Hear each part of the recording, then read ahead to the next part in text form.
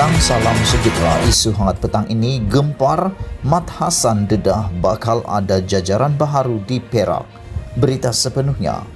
Pengarah pilihan raya Barisan Nasional BN Datuk Seri Mohamad Hassan memberi isyarat awal jajaran baharu bakal terbentuk selepas pilihan raya negeri PRN Melaka yang bukan hanya terhad kepada kerjasama Perikatan Nasional PN sahaja. Mohamad Hassan berkata BN sedia membuka pintu kerjasama dengan parti lain, berkemungkinan bersama Pakatan Harapan PH, sekalipun sekiranya tidak mencukupi kerusi yang diperlukan untuk membentuk kerajaan negeri baharu selepas PRN nanti. Kita terbuka bekerja sama dengan sesiapa, tak bermaksud dengan PN sahaja, dengan sesiapa boleh. Apa pasal semua orang boleh bekerja sama dengan semua orang? UMNO tak boleh. Ibarat cakap siang pandang-pandang, cakap malam dengar-dengar. Jangan tutup rapat pintu rapat sangat, katanya, menurut laporan dalam wawancara dengan bernama. Senario itu mungkin berlaku sekiranya BN hanya mampu mempertahankan 13 kerusi yang dimenangi sebelum ini, menurut Mohamad. Isu jajaran baharu ini kali pertama dibangkitkan Presiden UMNO Datuk Seri Ahmad Zahid Hamidi yang membayangkan bakal terbentuk jajaran baharu politik bersama PKR dan DAP yang dikenali sebagai Perikatan 3.0 dan bukannya PN semasa pilihan raya umum ke-15 nanti. Pendedahan terbuka Zahid itu secara tidak langsung mengukuhkan lagi kabar angin sebelum ini dengan menyifatkan langkah tersebut diambil sesuai dengan dinamik politik yang sedang berlaku, mengikut perubahan dan keadaan politik semasa negara. Kedinamikan politik pasti berlaku, saya lihat.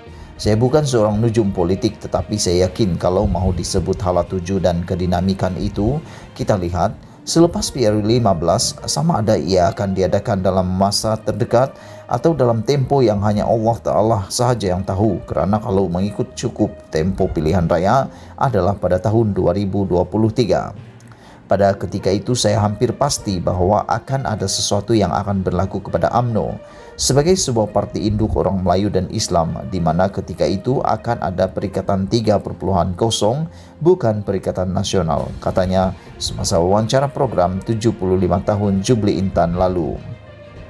Untuk rekod, langkah sama sebelum melibatkan kerjasama, BN dan PH juga sudah berlaku di Perak apabila pembangkang PH bersetuju dalam rundingan perjanjian keyakinan dan perbekalan CSA. UMNO dan PH juga bekerjasama dalam menjatuhkan Menteri Besar Perak sebelum ini, Datuk Seri Ahmad Faizal Azumu, selepas kalah dalam undi percaya di Dewan Undangan Negeri DUN Perak akhir tahun lalu. Mengulas lanjut, Mohamad berkata langkah meletak calon muka baharu adalah satu pertaruhan yang besar bagi memastikan proses peremajaan parti tersebut dapat dilaksanakan.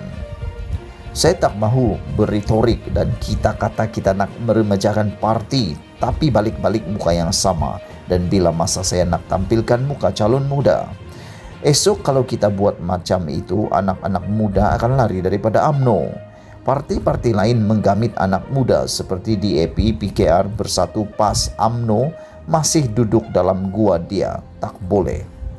Jadi PRN ini melambangkan bahawa yang UMNO benar-benar mentransformasikan parti.